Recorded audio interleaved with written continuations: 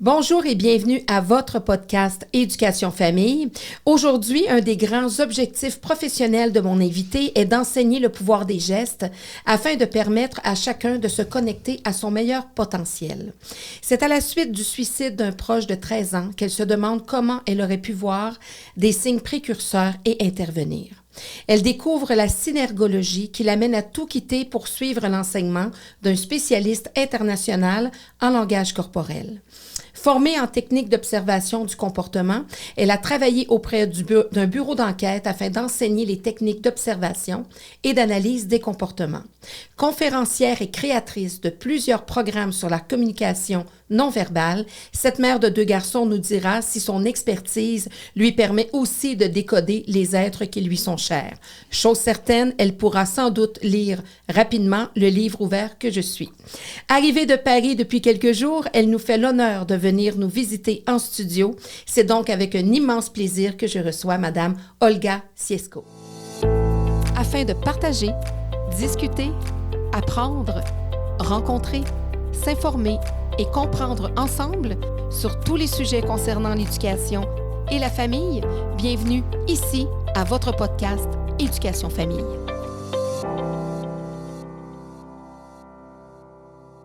Bonjour Olga. Salut. Toute une présentation. Oui, je vois, c'est nickel. Oui, et écoute, on a tellement une histoire, il n'y a pas de hasard. Ouais. On avait déjà fait ce podcast-là. Oui, tu peux raconter. Oui, je peux raconter. Ouais. Hein? On avait fait ce podcast-là il y a quelques semaines. Tu étais à Paris, tu avais accepté l'invitation. C'était notre premier duplex, vraiment, parce qu'on aime bien recevoir les gens en studio, mais j'ai dit non, moi, je veux la rencontrer. Elle est à Paris, donc on a fait un duplex. Et le son, il y avait des échos lorsqu'on était justement en duplex et ça a comme plus ou moins fonctionné. On pouvait pas le mettre en ligne. Et là, le hasard, puis on s'était dit, on avait bien connecté ensemble, malgré la distance. C'est vrai. Et on s'était dit, ben la première qui va ailleurs ou va au continent de l'autre, on se fait signe. Et ben là, c'est toi qui es arrivé ici, pour du travail, entre autres, et tout ça. Et tu me fais signe. Tu as respecté ta parole. Tu m'as fait signe. C'est important, ça nous ressemble les deux. Ouais. Et tu es là, dans nos studios. Alors, on pourra refaire cette entrevue et prendre tout le temps qu'il faut pour parler de ton expertise. Qu'est-ce que ça fait une experte, justement, en langage corporel? Comment t'en es venue à te diriger vers ce métier-là, cette profession-là? Tu vois, je me gratte un peu la tête, là, je réfléchis. Comment j'en suis venue? Écoute, moi, j'étais prof. J'enseignais le marketing à des étudiants qui avaient 18-19 ans à peu près. J'aimais bien mon travail. J'étais plutôt assez passionnée. Et puis... c'est vrai que tu dis que le hasard n'existe pas, mais en tout cas, moi, à l'époque, j'ai un collègue qui me parle d'un livre qui s'appelle « Séduire ». Et il me dit « Tu devrais aimer ce livre ». Alors, je vais chercher ce livre dans une librairie. Je trouve un autre livre qui s'appelle « Les codes inconscients de la séduction ». Tu vois, je cherchais séduire, je trouve ce livre-là. Et c'est un livre qui est assez court. Je n'aime pas beaucoup lire. Je ne suis pas une lectrice très rapide. Et je vois que c'est un livre court avec beaucoup d'illustrations. Et là, je tombe amoureuse de ce que je lis.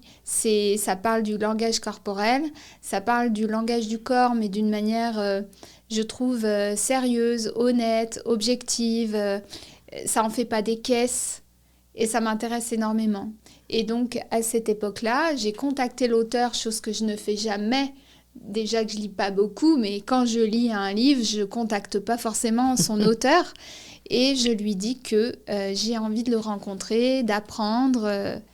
Et voilà. Et il était au Canada. Il habitait au Canada. C'est un Français qui a épousé une Canadienne. Et donc, je me suis dit, ça le fera jamais. Sauf que c'est un peu comme nous deux. Mm-hmm. Il m'a rappelé plus tard en me disant « Je suis de passage à Paris ». On s'est rencontrés. Mm. Et là, il m'a dit « J'enseigne, je démarre une formation en Suisse ». Et pour tout te dire, ça m'a paru tellement proche, la Suisse par rapport au Canada. J'avais jamais traversé l'Atlantique, alors que depuis, ça doit faire une dizaine de fois que je viens dans ton pays. Et alors, voilà, je me suis dit, j'y vais. Donc, j'ai cassé ma tirelire. parce que, évidemment, c'était un budget. Je travaillais, j'avais des enfants, j'avais un emploi, j'avais tout ce qu'il fallait, on va dire. Et personne ne comprenait pourquoi j'allais dépenser mon argent et investir pour me former, alors que j'avais déjà une situation, et juste me former par passion. Et c'est pourtant ce que j'ai fait. Et ça a bouleversé finalement le cours de ma vie, puisque j'ai fini par quitter mon travail pour devenir indépendante. Alors, tu sais, quand on est salarié, je ne sais pas si c'est comme ça que vous dites aussi Oui, au Canada. travailleur autonome versus quand on est salarié. Salarié et puis qu'on devient travailleur autonome, c'est quand même un changement important. Ah oui, c'est un changement important. C'est des décisions importantes, surtout quand on a une famille et quand on a des responsabilités. Ouais. Oui, tout à fait. Donc voilà, donc si tu veux, c'est un livre qui a changé ma vie parce que j'ai eu un coup de foudre. Et ça a continué. Là, tu t'es formée. Je me suis formée, ça a duré 3 années. Okay. À raison de un week-end par mois. Donc, tu vois, en même temps, les choses ont bien fait. Enfin, ça s'est bien passé parce que je travaillais et un week-end par mois, je partais en formation. Okay. Donc, ça ne m'a pas empêchée de bosser. J'aurais pas pu quitter mon boulot juste pour me former. Donc, les choses se sont, on va dire, bien goupillées, comme on dit en France. Je ne sais pas si vous dites ça au Canada. Ils sont bien organisés, se sont bien mises en place. Vous parlez mieux. Vous parlez mieux que nous. Ah, mais ça dépend des fois, mais... je trouve que vous parlez mieux que nous. Alors, on utilise encore beaucoup des mots français, des fois, qui se sont anglicisés du côté... côté. Mais donc, à ce moment-là, là, tu commences à pratiquer, D'ailleurs, tu as travaillé auprès des instances policières pour aider des enquêtes. Oui, alors, je te remercie de poser la question parce que rarement, je raconte en fait comment ça s'est passé. Moi, donc la formation a duré 3 ans. Avant la fin de la 3e année, j'avais déjà en tête que je voulais travailler avec la police parce que j'étais naïve et que je pensais avoir une place intéressante auprès des enquêteurs et que un peu comme on voit dans les films finalement, tu vois. Et du coup, j'ai frappé à toutes les portes. Alors là, vraiment, j'étais une acharnée, tu vois. J'ai demandé à tous les gens que je connaissais, à tous les gens qui connaissaient les gens que je connaissais, tout le réseau, tu vois. Et donc, j'ai fini. Ça serait trop long à t'expliquer comment. Mais tu as eu l'expérience, puis c'est quand même pas un climat facile parce qu'au départ, on se dit, on est en mission, on veut changer des choses, on veut se sentir utile, on veut... Oui, se sentir utile, pour moi, c'était vraiment important. Et au final, j'ai eu une place d'enseignant, de formateur, on appelle ça même instructeur. Je trouvais que ça faisait assez classe quand même de dire que j'étais instructeur. Tu vois, j'étais assez fière de moi. Pour le corps policier? Oui, et j'ai donné en fait des cours à des enquêteurs dans des stages qui s'appelaient les sources humaines du renseignement et les auditions de mineurs. Parce que c'est les 2 stages où les responsables de stage m'ont donné l'opportunité de donner des cours à leurs étudiants. Tu vois, Au départ, je n'ai pas fait le choix moi, mais j'étais quand même super contente d'avoir cette opportunité. Et voilà. J'entends de la musique, c'est normal. Non, c'est beau. C'est un téléphone qui n'a pas été fermé, mais c'est pas grave. On va faire comme une petite musique d'ambiance. Ça donne un peu côté spontané de l'entretien. Exactement. C'est ça quand il y a un cellulaire qui reste ouvert. Mais là aussi... Souvent, mais quand on veut justement faire la différence, des fois, on ne pense pas au côté négatif ou plus lourd de cet aspect-là, qui fait que justement, quand on arrive, on veut déceler justement des gens dans leur non-verbal, etc., peut-être justement de déceler des coupables, d'essayer de déceler une culpabilité. Parce que c'est ça que tu allais enseigner. Alors, moi, en fait, si tu veux, tu sais... Donc, je ne travaille plus avec ces gens-là. J'ai collaboré de manière ponctuelle pendant 8 ans. De manière ponctuelle. Hein? Je le répète au cas où on est quelqu'un, un acharné du clavier sur YouTube. Oui, c'est ça qui dira. Que tu te prétends. Voilà. Mais ça fait partie de ton parcours. Et notre parcours, il ne faut pas l'oublier. Puis c'est notre parcours. En fait, je suis quand même très fière de l'avoir fait. Oui. Même si finalement... donc, quand je l'ai fait, je ne gagnais pas ma vie. Hein. Et à un moment donné, il faut quand même essayer d'être honnête et d'être capable de dire, bah voilà, j'ai fait quelque chose que j'ai trouvé passionnant, même si je n'avais pas de suivi psychologique. C'est-à-dire que j'étais confrontée à toute la noirceur humaine. Dans les auditions de mineurs, je ne voyais que des vidéos d'enfants qui avaient été violés par des parents. Et du coup, c'était quand même extrêmement difficile, moi, en tant que maman, après de rentrer à la maison. C'est difficile de supporter psychologiquement. Et les gens qui travaillent dans ces milieux-là sont suivis et ne font que 3 ans dans ces services-là. Oui, parce que c'est lourd au niveau psychologiquement. Exactement. Cependant, cette expérience, même si elle ne m'a pas permis de gagner ma vie... Ça n'a pas été concluant. Et que je ne pouvais pas continuer. Tu peux pas travailler bénévolement, il faut arrêter tu vois, il faut arrêter de mentir. Sauf que ça m'a beaucoup apporté parce que quand je me suis lancée finalement à vendre des produits, on dit des produits, enfin moi je dis des produits, mais bon, c'est des formations en ligne sur le non-verbal et les conférences qui sont un peu différentes parce qu'elles sont assez humoristiques, etc. Mais ça m'a construite parce que je sais à quel point ça peut être difficile de déceler la vérité, de déceler le mensonge. On n'a pas de baguette magique, on est dans l'observation de l'humain. Et quelqu'un qui te dit, écoute, fais ça et tu sauras s'il ment, c'est un peu trop rapide comme situation. Donc le fait d'avoir travaillé dans ce milieu-là m'a permis d'être sûre et certaine finalement que ce que je sais est valable, mais qu'en même temps, je ne peux pas répondre à tout. Tu vois ? Et donc, je trouve que c'est bien aussi... Moi, finalement, j'assume aujourd'hui le fait, des fois, de dire à des étudiants qui me posent des questions sur mon groupe privé, parce qu'ils ont pris ma formation, tu vois, sur Facebook, ils ont un groupe privé, me posent des questions, et c'est régulier que je leur dis, bah, on ne peut pas savoir. Il faut que tu poses des questions, il faut que tu observes, il faut que tu attendes. Toi, tu observes, donc sois attentive. Mais... Parfois, on n'a pas de certitude. Non, parce que c'est complexe, là, justement, la gestuelle. Bon, souvent, on va dire, bon, quelqu'un qui se gratte le nez, quelqu'un qui a les épaules courbues, etc. Il y a comme... Mais c'est complexe et ce n'est pas un tout en soi.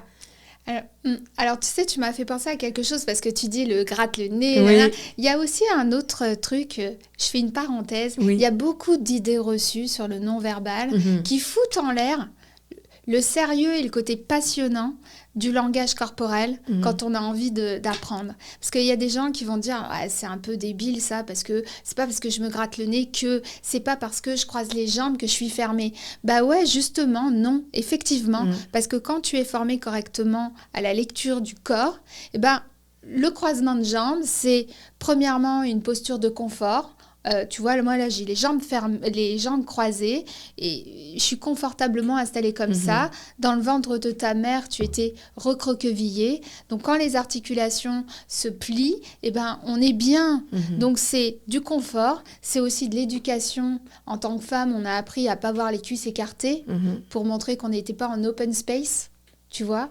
Et puis ensuite, on peut croiser pour aller vers quelqu'un, parce qu'on adhère à ses idées et on va croiser vers lui, ou on peut croiser à l'inverse de lui parce qu'on n'a pas envie de s'en approcher. Et donc, tu vois, quand on apprend le langage du corps correctement auprès de quelqu'un comme moi, voilà, eh bien, finalement, on passe en revue aussi toutes ces idées reçues qui ont reçu et préconçu et mal galvaudé. Exactement. Et justement, faut pas la personne, c'est sûr que comme tu dis justement dans tes conférences, tu pourras en parler, tu fais beaucoup de thèmes que tu relis aux gestes corporels, mais c'est pas un tout en soi. Il y a l'éducation de la personne, il y a son vécu, il y a plein de choses qui font en sorte que ça va venir complémentarité ce que tu vas observer dans le non-verbal. Le contexte est hyper important. Le contexte, et puis tu sais ce que la personne te dit. Par exemple, si la personne, elle te dit quelque chose comme « oui, j'en suis sûre », et qu'elle te fait un geste qui, finalement, est un geste d'imprécision, par exemple. Tu parlais du nez. Alors, Pour ceux qui ne nous voient pas, qui nous écoutent, ils vont quand même imaginer le geste. Tu vois, par exemple, avec ton doigt, avec ton index, imaginons que tu bouches une narine, quoi. Tu vois, en même temps que tu dis « oui, je suis sûre ». Tu vois, ce geste-là, en général, quand tu bouches une narine, c'est que tu sens pas totalement quelque chose.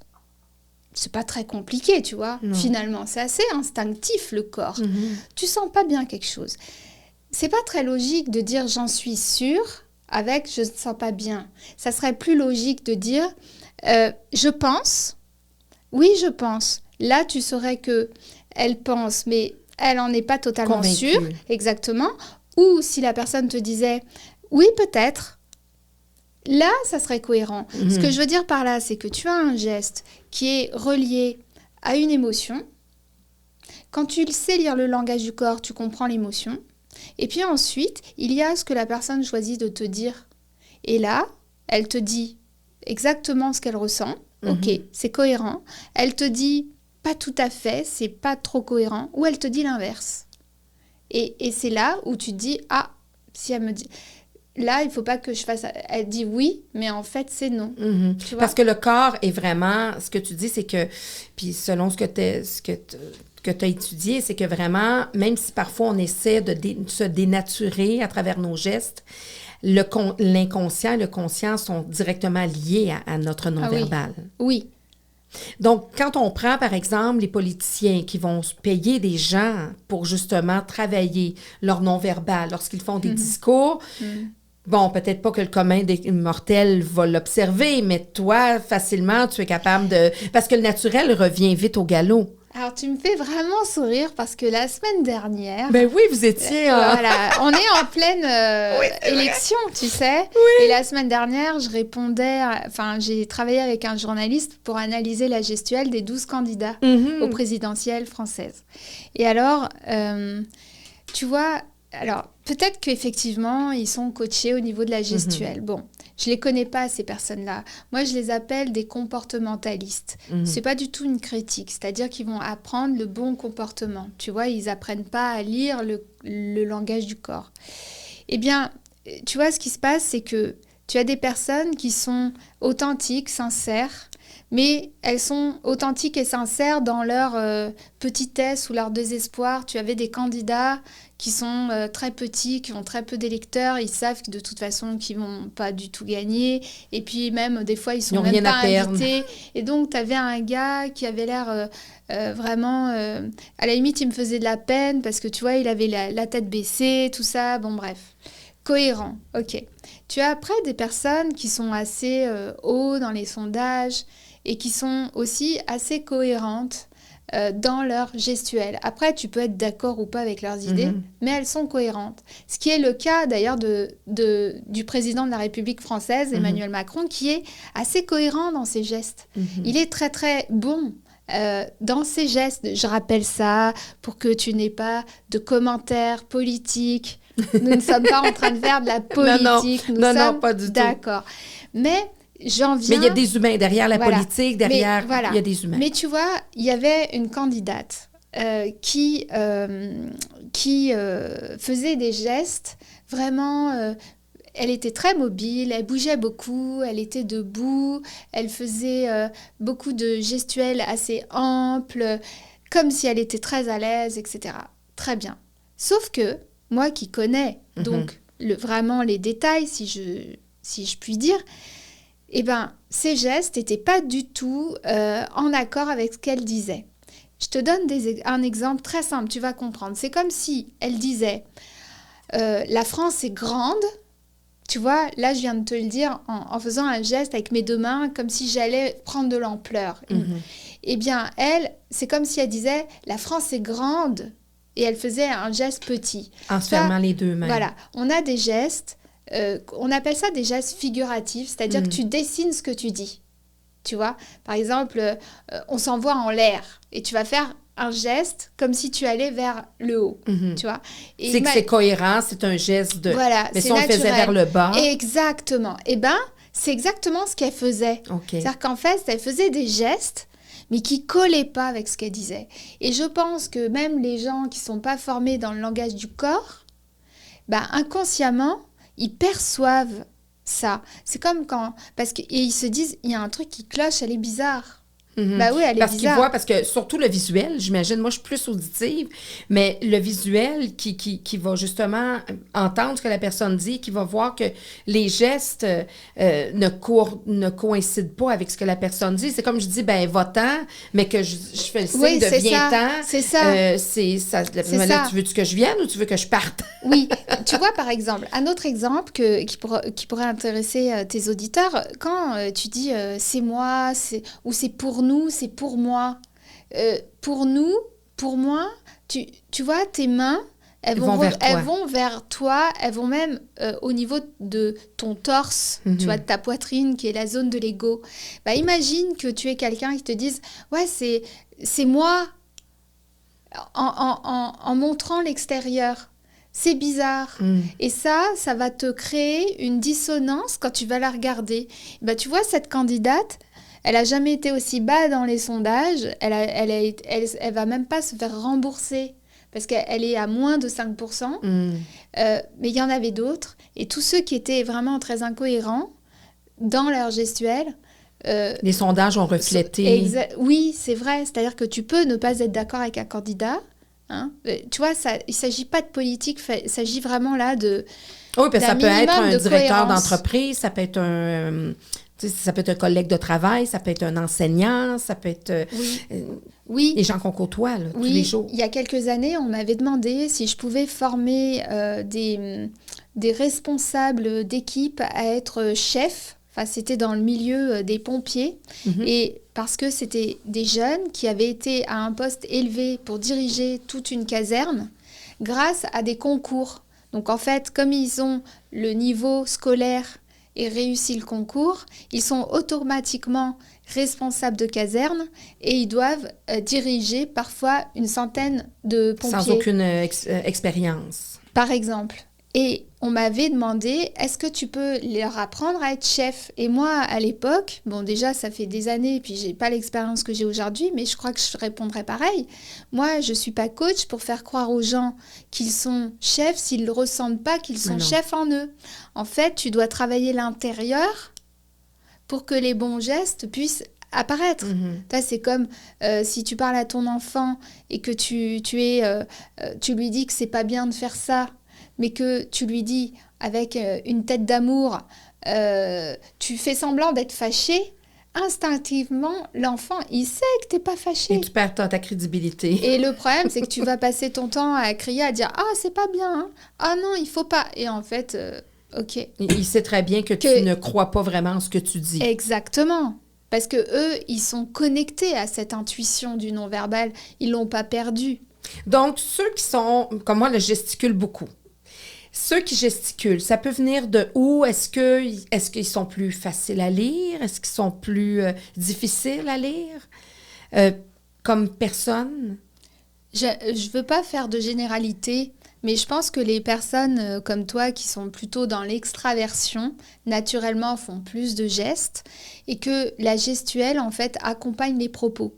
Pour te réconcilier avec ça, sache que moi, je trouve que c'est vraiment chouette de faire des gestes quand on parle parce que, premièrement, le mouvement de tes mains va aérer, on fait simple, hein, mais ça va aérer ton cerveau et que chaque main étant reliée à une partie de ton cerveau, dis-toi que quand tu bouges tes deux mains, bah, tu aères l'ensemble de ton cerveau. Donc, quelque part, tu lui fais plaisir. Okay. Toi, ça aère bien tout ça. Hein, je trouve que ça, c'est chouette.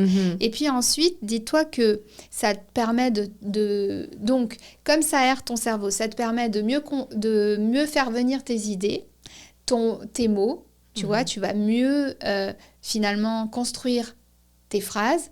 Et puis, tu vas aussi mieux te faire comprendre parce que justement, ta gestuelle, elle ponctue tes idées, tes phrases. Même au niveau du fait de convaincre, ça doit aider aussi. Exactement, parce que quelqu'un qui dit oui, c'est comme ça qu'il faut faire et j'en suis certain. Et le gars, il fait exactement ce que je suis en train de faire là, c'est-à-dire qu'il a les deux mains prises et il bouge pas. C'est comme dans un bloc de... Voilà.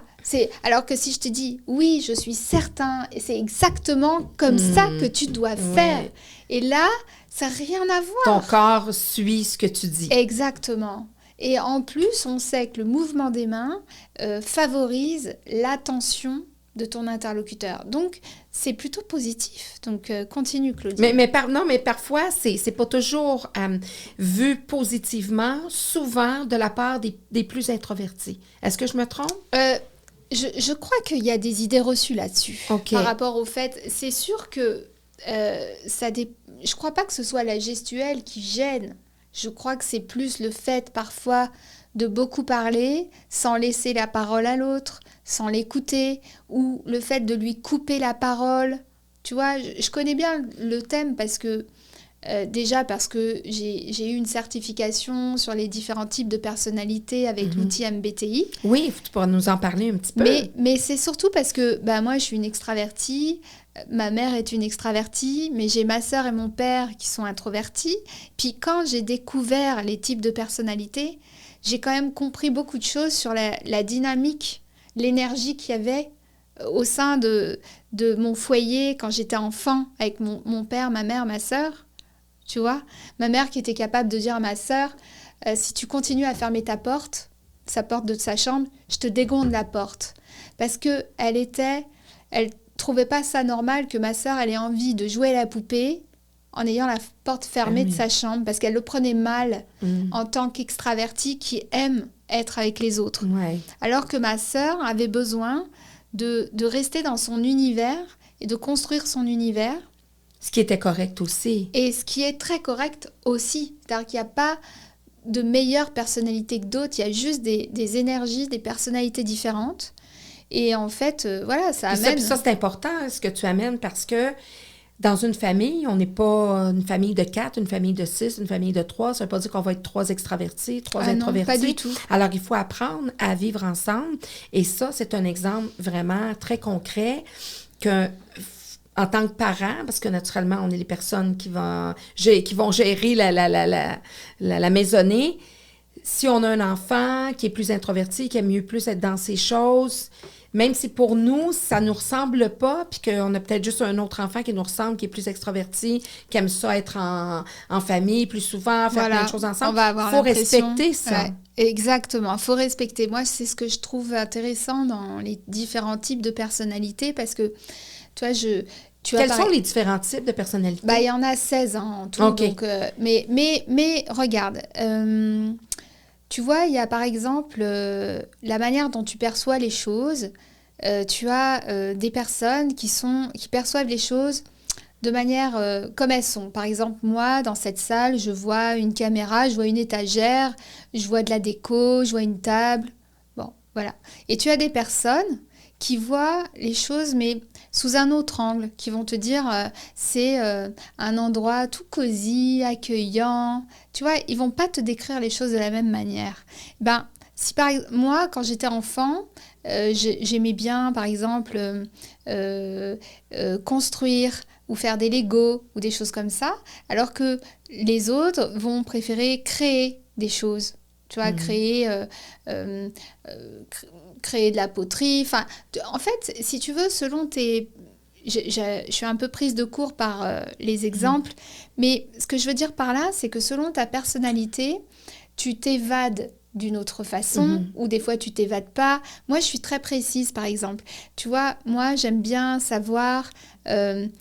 quelle est l'heure à laquelle on va faire telle chose, qu'est-ce que je vais faire demain. Je suis plutôt dans l'organisation. Si je pars en vacances avec un ami qui, lui, on a vraiment rien à faire de ce qu'il y a dans le frigo et de ce qu'il va manger demain. Oui, ou on sera demain. Ça peut faire des étincelles. Donc, tu vois, c'est important parce que... Et en même temps, c'est chouette d'avoir tout ça quand tu connais, parce que chacun peut apporter à l'autre quelque chose de chouette. Les contraires s'attirent, comme on dit, puis ça fait un bon jumelage. Il y a de tout, je crois. Hein. Des fois, les contraires s'attirent, des fois, les contraires se détestent. Oui, c'est vrai, il y a Parce qu'il y a beaucoup de perceptions négatives réciproques. Tu vois, par exemple, les extravertis vont trouver les introvertis qui font la gueule. Ah, lui, il est pas drôle. Tu vois. Et les introvertis vont trouver que les extravertis sont vraiment bavards. Et en même temps, il y a aussi des admirations réciproques. L'admiration, c'est l'introverti va se dire « Oh, lui, il arrive à briser la glace en 2-2, il connaît tout le monde tout de suite. Tu vois ? Et l'extraverti va admirer l'introverti. Parce que parfois, ils se font dans la masse. Ou j'allais te dire, peut-être, ouais, exactement. Moi, en tant qu'extravertie, parfois, il y a des moments dans ma vie où j'aimerais avoir un peu plus d'introverti pour dire, à ce moment-ci, j'aimerais ça plus me fondre dans la masse. Et moi, je trouve que les introvertis ont plus, pas la cote, mais sont plus facilement acceptés. En général, dans la société, plutôt qu'un extraverti. Ça, je sais pas. Vraiment, mon vécu personnel et ce que j'observe, je trouve que les introvertis ou on appelle ça les low profile, passent un petit peu plus n'importe où. Vont passer un peu plus partout que ceux qui déplacent un petit peu plus d'air. Oui. Mais bon, tu vois, il y a du pour et du contre dans les deux. Certainement, je ne changerais pas ma place. Parce que, tu vois, un introverti, tel que tu le dis, peut-être qu'il peut passer aussi inaperçu. Et pour certains boulots, ça peut être embêtant. Tu vois, selon les... ce que je voulais te dire, on est parti en live là, mais ce que je voulais te dire, c'est que je trouve que c'est important d'avoir conscience qu'à l'école, souvent, en tout cas en France, il y a un type d'éducation pour un type de personnalité et qu'il y en a quand même beaucoup d'autres. Et que si ton enfant n'est pas dans le moule, il est souvent considéré comme à côté de la plaque et on lui dit toujours « peut mieux faire, ça va pas ». Alors que tu as des enfants qui vont avoir beaucoup de mal avec l'orthographe parce qu'ils n'arrivent pas à se concentrer sur la précision, par exemple. Et je dis pas que c'est à cause des profs, parce que des fois, à mon avis, c'est quand même à cause des profs qui savent pas comment les motiver. Mais bon, c'est une autre histoire. C'est pas évident. Non, c'est ça, effectivement. C'est pas toujours évident. Mais tu vois, et alors que peut-être que cet enfant-là est un génie dans le dessin, dans la construction, dans l'invention. Il faut exploiter ses capacités. Et ça, on s'en fiche, alors que c'est quand même hyper important.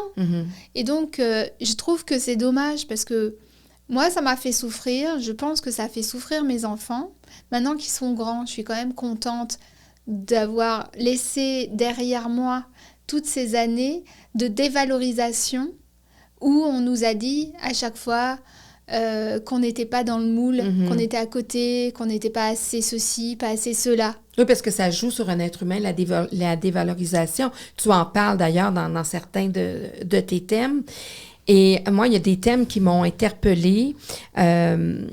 Entre autres, tu vois, il y a justement une vidéo où tu parles de refuser les critiques destructives. Je pense que c'est celui avec l'exemple du crayon. Oui, tu avais aimé cet exemple-là. J'ai bien aimé celui-là, mais il y en a plein d'autres. Libérez-vous des jugements des autres. La photo, ça, je trouvais ça bien parce qu'on est à l'ère des médias sociaux aussi. Donc, les types d'énergie, tu en as parlé, les 3 conseils contre-intuitifs pour garder le lien avec son enfant. Ça, je trouvais ça bien. Mais parle-moi justement du fait de refuser les critiques destructives, parce qu'il y en a de plus en plus avec les médias sociaux. Oui, c'est vrai. Oui, puis alors, on a parlé toutes les deux d'un mail que j'ai reçu ce matin. Et du coup, je me suis dit, oui, Olga, il faut que tu te rappelles des conseils que toi-même tu donnes. Tu vois, parce que des fois, on donne des conseils. Dessus. Et voilà. Alors, effectivement, en fait, cette vidéo me plaît beaucoup. Elle est sur ma chaîne YouTube. Et je m'inspire, en fait, de cours que j'ai suivis avec une Américaine qui s'appelle Marie Sapir. On va lui rendre honneur parce que c'est une merveilleuse. Moi, je la trouve vraiment chouette. Et en fait, Marissa, elle explique que il faut qu'on se dise que quand on est critiqué par quelqu'un, la plupart du temps, cette personne se sent inférieure à nous. Et donc, elle donne l'exemple du stylo. Et en fait, elle te dit, voilà, on va prendre le stylo comme ça. Finalement, la personne qui te critique, elle se sent en dessous de toi. Elle se sent, en dessous de toi pour plein de raisons, on va dire. Je ne sais pas, il faut adapter à la situation. Et en fait, elle a 2 choix. Soit elle s'élève en travaillant sur elle et en faisant en sorte d'arriver à ton niveau, ce qui lui demande des efforts. Soit elle peut tenter, et c'est ce qu'elle fait en te critiquant, finalement de te rabaisser en te disant tu n'es pas assez forte, tu n'es pas assez intelligente, tu vaux rien. C'est pas intéressant ce que tu dis. Voilà, des choses comme ça. Et elle te rabaisse pour que tu arrives à son niveau. En tout cas, c'est psychologique, bien sûr, mais c'est l'idée. Et donc, en fait, je trouvais que c'était très intéressant de se dire, OK, la personne qui me critique, qui prend le temps de me critiquer, d'employer de l'énergie pour me critiquer, quelle que soit la critique, parce que ça peut être à l'école. Faut peut-être se dire, cette personne, tu vois, je pense aux enfants qui reçoivent des critiques, qui le disent à leurs parents, ça, au lieu de dire « Oh, tu t'en fiches », combien de fois j'ai entendu Ignore ça, voilà. Écoute-le pas, tu t'en c'est fous. pas... Oui. Voilà. Eh bien, moi, c'est pas ça que je dirais. Faits, c'est pas ça. Je lui raconterais l'exemple du stylo. Oui. Je lui dirais, voilà, tu sais, cette petite fille, ce petit garçon... cette collègue de travail, voilà. ce patron... Eh bien, certainement qu'elle te sent supérieure. Elle, c'est pas parce que tu es supérieure, c'est parce qu'elle, elle se sent inférieure. C'est comme ça qu'elle te perçoit. Voilà. Parce que elle a dû manquer d'amour. Elle doit être malheureuse dans sa vie. Elle doit pas être bien. Et donc, elle prend du temps pour faire du mal à quelqu'un d'autre parce que c'est ce qu'elle ressent. Et c'est ça que moi, je dirais à mon enfant si ça m'arrivait maintenant, tu vois. Parce que je pense que c'est important de pas ignorer, tu vois, quand ils viennent te voir en disant « C'est quoi? Qu'est-ce qu'il y a ?» ou il m'a dit ça, bon, laisse tomber, c'est pas grave, tu t'en fous. Parce que l'enfant, il s'en fout pas. Non, c'est des choses qui vont le miner. Puis aussi, ce qui arrive, c'est qu'en grandissant, si on lui apprend de s'en foutre ou de ne pas avoir un genre de réflexion, mais il va grandir, puis à chaque fois qu'il va avoir une critique justement dévastatrice ou pas gentille, ben il va supposément s'en foutre, il va continuer à suivre ce conseil-là. Et puis si c'est cet enfant-là qui devient ado, qui devient adulte, qui devient parent, à chaque fois qu'il reçoit une mauvaise critique ou un mauvais commentaire, se fout carrément de ce qui se passe, ben ça va venir le miner, puis il ne pourra pas faire nécessairement une démarche psychologique par rapport à ça. En tout cas, moi, je pense que c'est un thème qui est effectivement un petit peu délicat parce que des fois, en tout cas moi en tant que maman, j'aurais aimé parfois être avec mon enfant à l'école, derrière lui, pour l'aider. Sauf que ce qu'on peut faire, c'est juste leur donner le meilleur ou l'amour. Les outils à eux-mêmes. Voilà, pour qu'ils puissent après se défendre. Mais je crois que le plus important, c'est de leur donner beaucoup d'amour et qu'ils soient convaincus qu'ils sont dignes d'amour. Enfin, autre chose qu'elle dit, cette femme, c'est ce que je suis suffit. Et j'aime beaucoup cette phrase, elle est très puissante parce que, tu vois, par exemple, dire ce que je suis suffit, tu peux pas, ton cerveau, il peut pas dire, bah non, il peut pas contredire. Alors que si, tu vois, tu te dis, je suis une princesse, je suis très belle et très grande, que tu te regardes dans la glace et que tu dis, ouais, bon, très grande, très belle, je vais revenir, quoi. Tu vois, ton cerveau, il dit, ouais, d'accord, tu te dis des choses, mais c'est pas totalement juste. La phrase « ce que je suis suffit », elle est faite, elle est tellement simple que tu ne peux pas te contredire.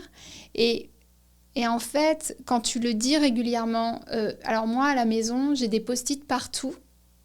Je l'ai écrit, je l'ai collé sur mon frigo, je l'ai collé sur mon bureau, je l'ai collé sur un miroir, je l'ai collé dans la salle de bain parce que j'ai joué le jeu, j'ai écouté les conseils de cette coach et je l'ai tellement lu que maintenant, même quand je suis dans la douche, des fois je m'amuse, ah oui, ce que je suis suffit. Et en fait, elle a un pouvoir de te convaincre que tu n'as pas besoin d'en faire des caisses et que ce que tu es suffit, en fait. Et ça te permet, je pense peut-être, de mieux te défendre. Tu vois, c'est de mieux te défendre contre aussi le côté négatif des autres. Puis d'accepter ce que tu es, puis si jamais tu veux comme évoluer ou faire, peu importe, aller dans...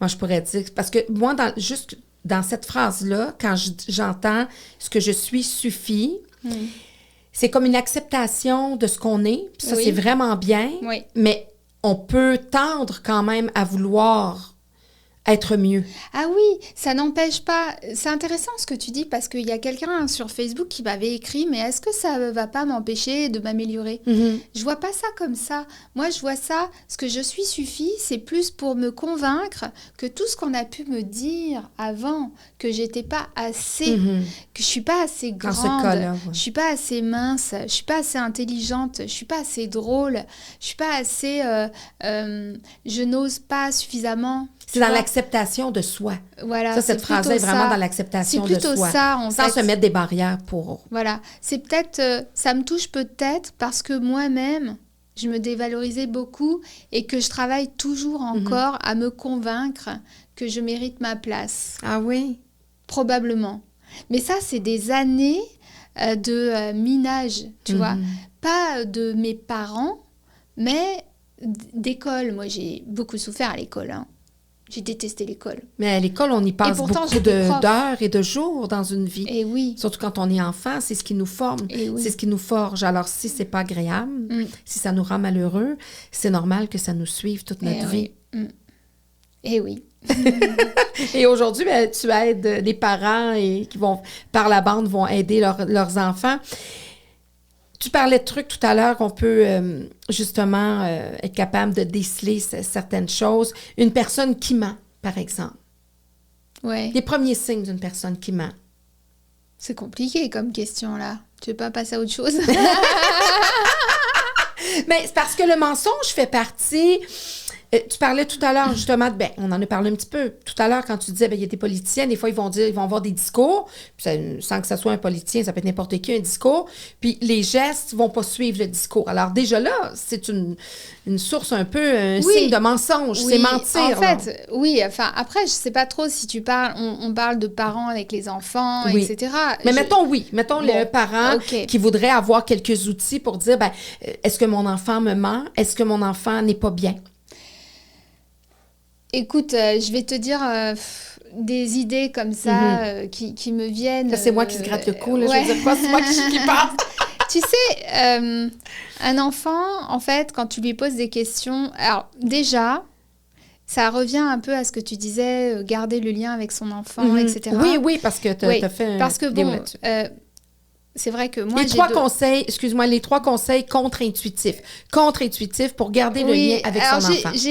Donc en fait, que les auditeurs ne s'inquiètent pas, on revient à nos moutons très vite. Faut nous suivre, là, c'est un tango. On s'adapte. Parce que en fait, j'avais fait cette vidéo. En même temps, moi, évidemment, je me base sur ma propre histoire. Faut pas se leurrer. Quand je raconte des défauts de parents, machin, c'est exactement ce que moi j'ai vécu.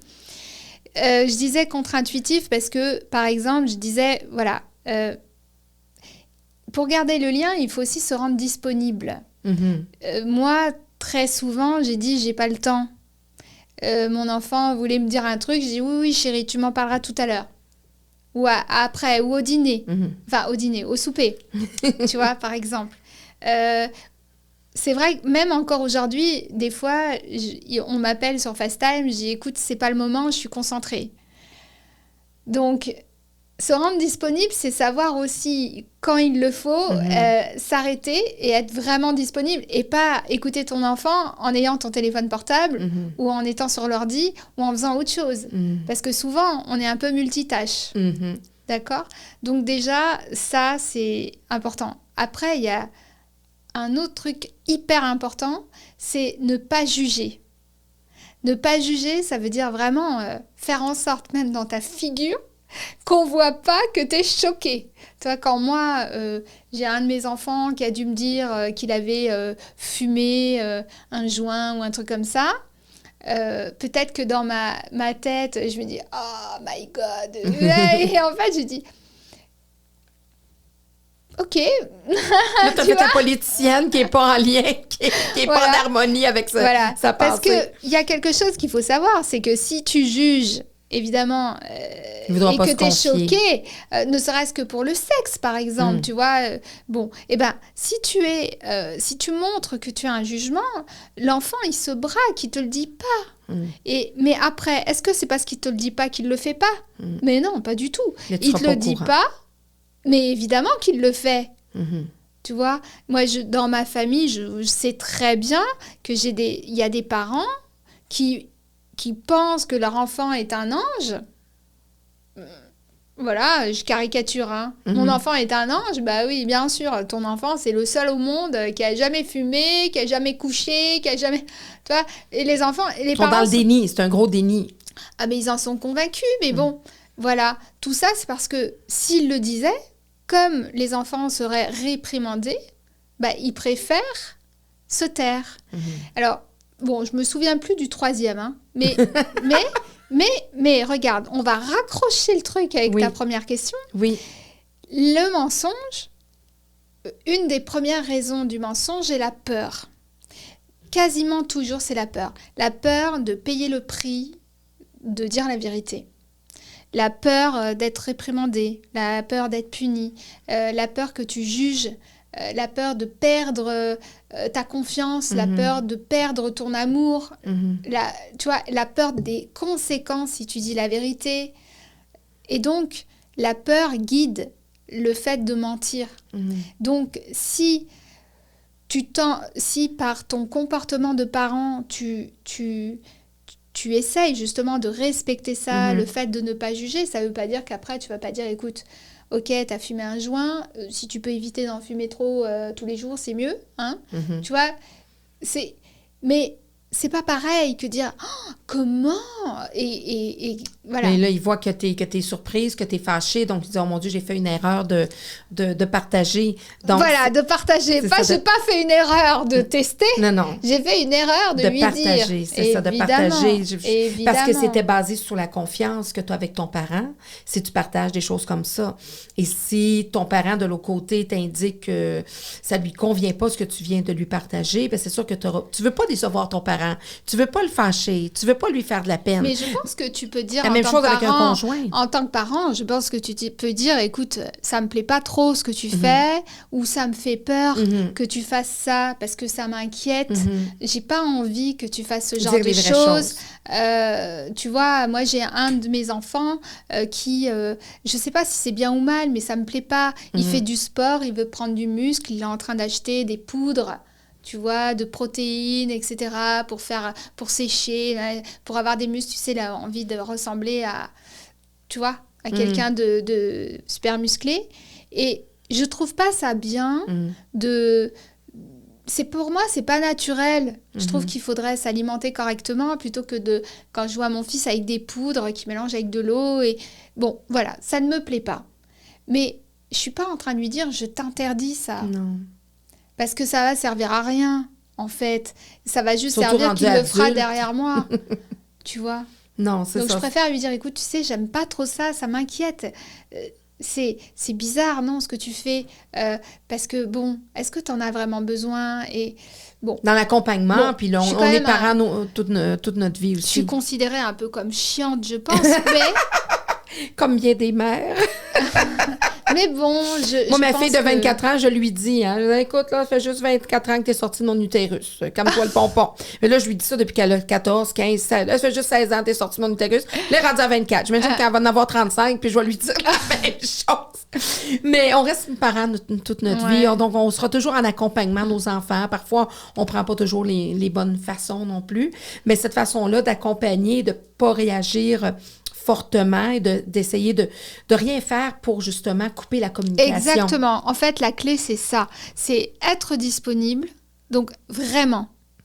Donc, être disponible, c'est... Tu vois, c'est pas dire plus tard et quand t'es avec, t'es vraiment avec. Et ensuite, ne pas juger. Tu vois, je pense que c'est ça. Et par rapport à tes questions de mensonges, c'est évident qu'on peut pas faire de liste de gestes de mensonges, mais qu'il faut comprendre que un enfant qui ne te parle pas ou qui va... Si tu dis « Est-ce que ça va, mon cœur ?» Tu vois, on va souper. Est-ce que ça va? Ça s'est bien passé? Et que ton enfant ne te répond pas. Se replie sur lui-même, semble. Oui, il te répond pas et il fait semblant de se servir... Enfin, il te répond pas et puis il passe à autre chose. Il se sert de la soupe. Bah, moi, ça éveillerait, tu vois, ma veille. Parce que pourquoi il te répond pas? Pourquoi il te dit pas « Ouais, ça va ?»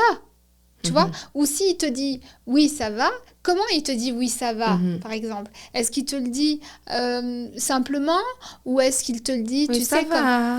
Ouais, voilà, des fois, la personne, même entre adultes, on va dire ouais, ouais. Oui, parce que ça, souvent, hein, ça va, et souvent, on a le goût de dire non.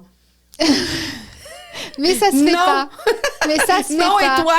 Ouais, parce que c'est vrai que c'est choquant, hein. Le mec qui te dit non, tu sais pas quoi faire. Tu te dis, oh putain. Pourquoi j'ai posé la question? Ouais. Parce que c'est vrai. Non, pas que c'est.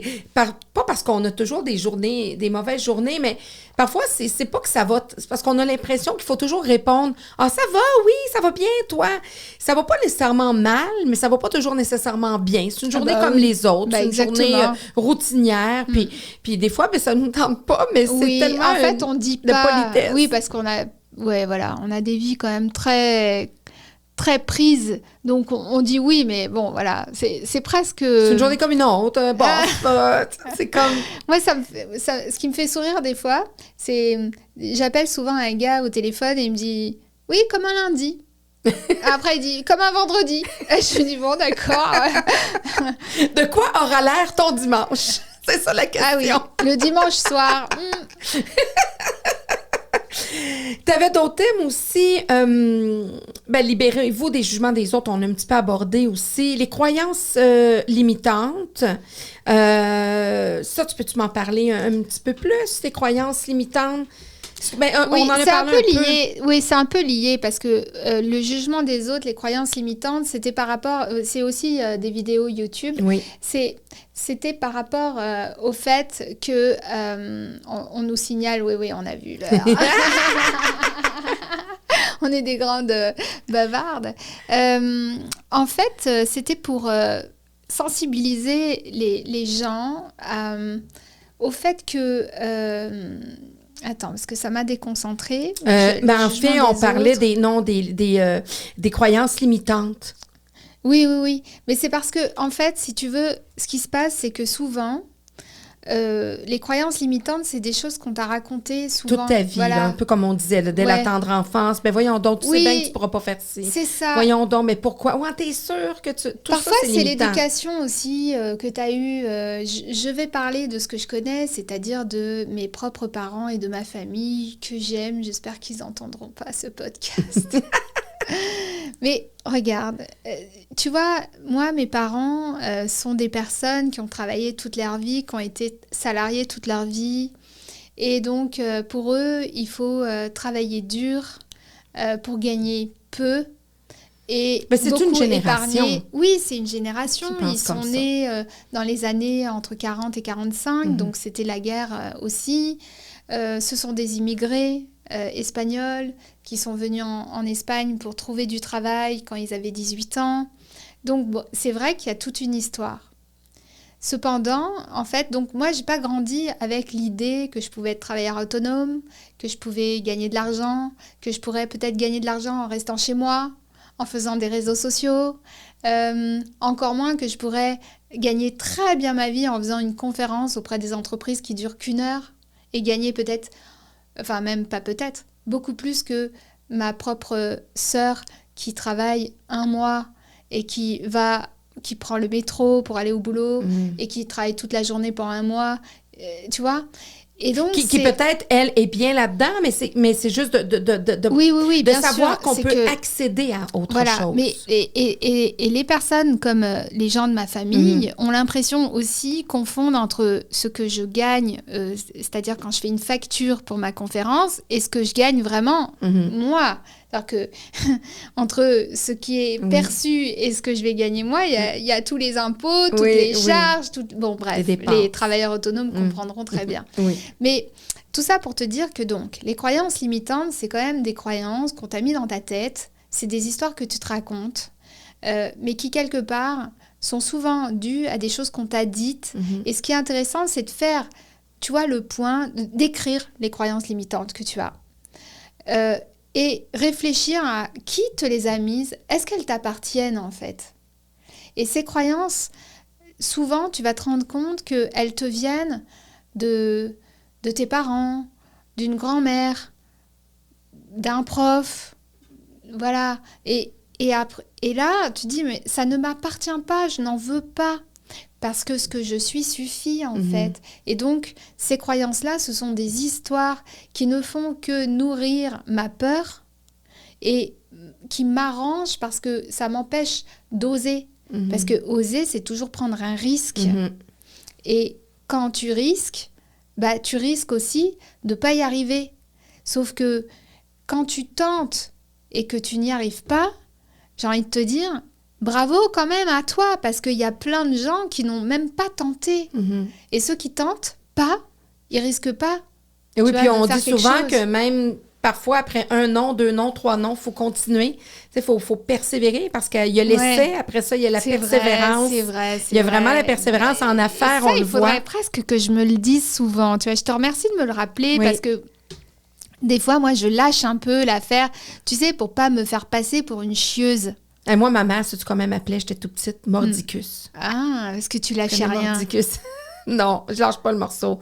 Encore aujourd'hui, j'ai du mal à lâcher le morceau. Des fois, moi, je devrais apprendre un petit peu plus à avoir du lâcher-prise. Alors, tu vois, ce que tu me fais penser, on part vraiment en live, mais c'est pas grave. Quand tu dis « je lâche pas le morceau, j'ai du mal à lâcher prise », ça me fait penser à une personne que j'avais rencontrée qui était quittée par sa femme et qui n'arrivait pas à lâcher prise, à accepter la rupture. Et c'était un ami, hein, et je me souviens que je n'arrêtais pas de vouloir l'aider en lui disant l'amour, ça ne... Ouais, tu peux souffrir. C'est normal qu'on souffre quand on est quitté et qu'on est amoureux. Mais l'amour, ça se quémande pas. Non, mais non. Et la personne, elle va être heureuse avec une autre personne et toi, tu vas être heureuse avec une autre personne. Il faut absolument que tu crois en ça parce que c'est la vérité. Ça, c'est de la dépendance affective aussi un petit peu. Oui, moi, je ne connais pas trop ce terme-là, mais c'est... Voilà. Mais tu peux être fonceur aussi. Comme moi, justement, quand ça arrive, des choses comme ça, je ne vais pas lâcher le morceau tout de suite, mais je vais... C'est plus au niveau de... comme pour des projets. Des projets. Oui, t'es persévérante.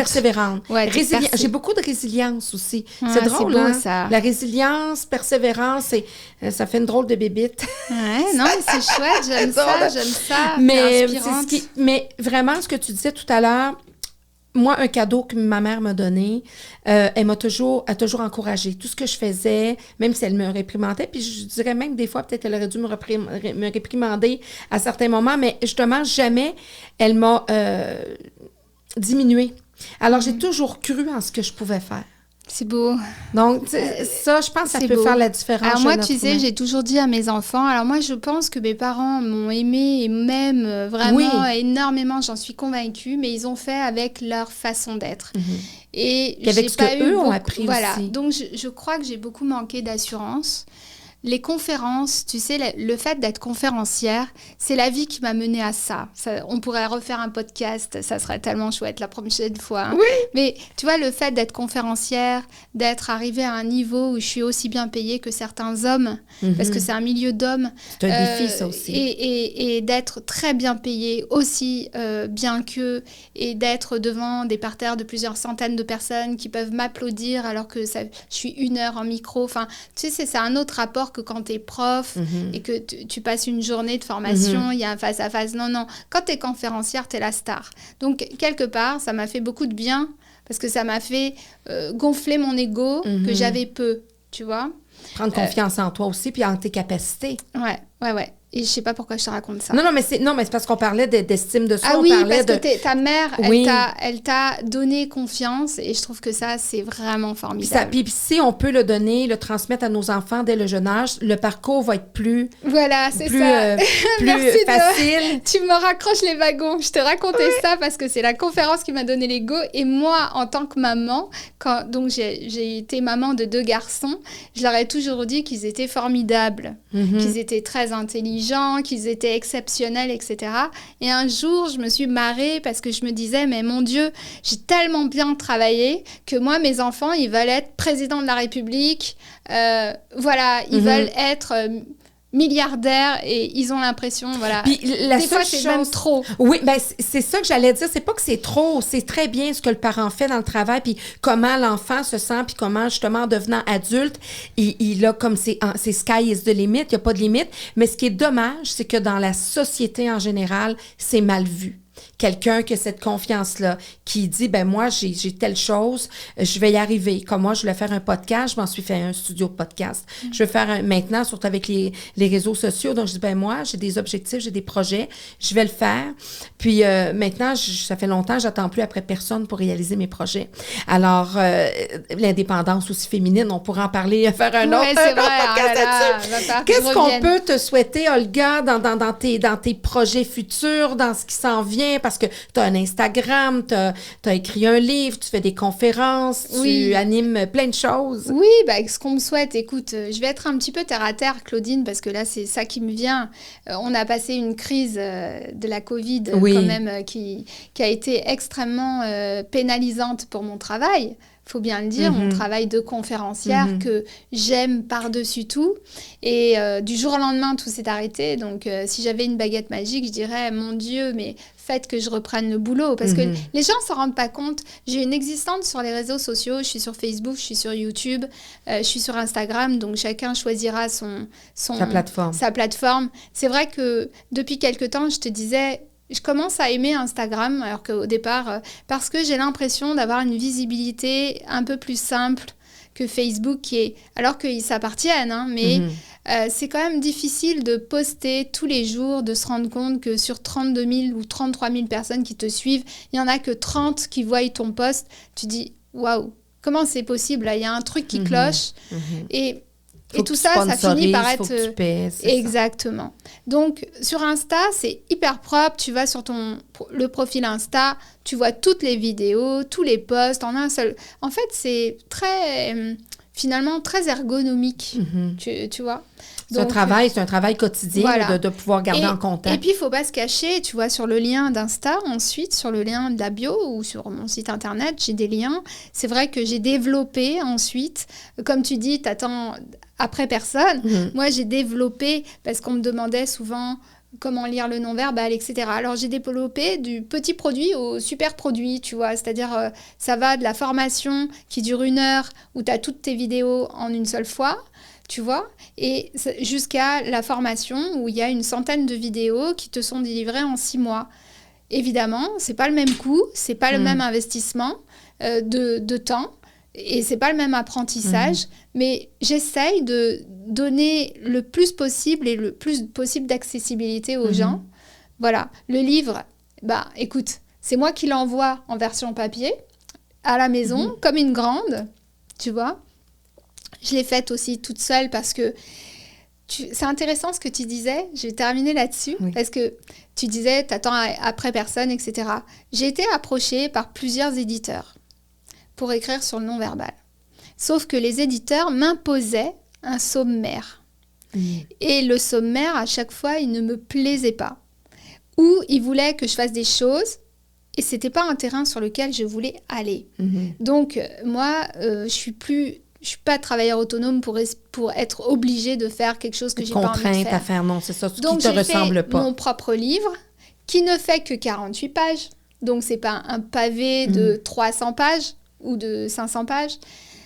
Mais je l'aime beaucoup parce que j'ai mis tout ce que je savais de manière très condensée, avec beaucoup d'illustrations. Et je trouve que c'est presque le seul livre que tu peux lire du début jusqu'à la fin, rapidement, et garder partout, tu vois. Et j'ai été complexée pendant très longtemps. Je te le dis franchement, je vous le dis. J'ai été complexée parce que je me disais, oh, c'est pas un livre 48 pages. C'est un fascicule. C'est un livret.